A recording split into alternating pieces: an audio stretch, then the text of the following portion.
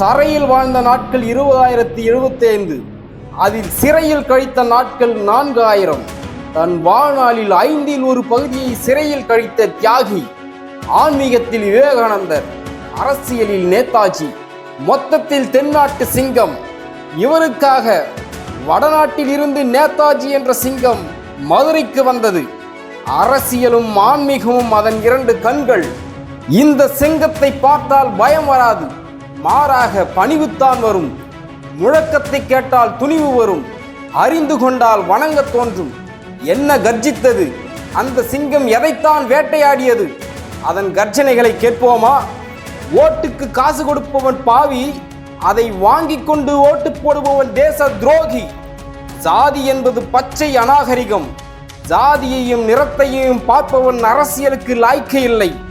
ஜாதி பார்ப்பவன் தெய்வத்தை வணங்குவதும் அர்த்தமில்லை.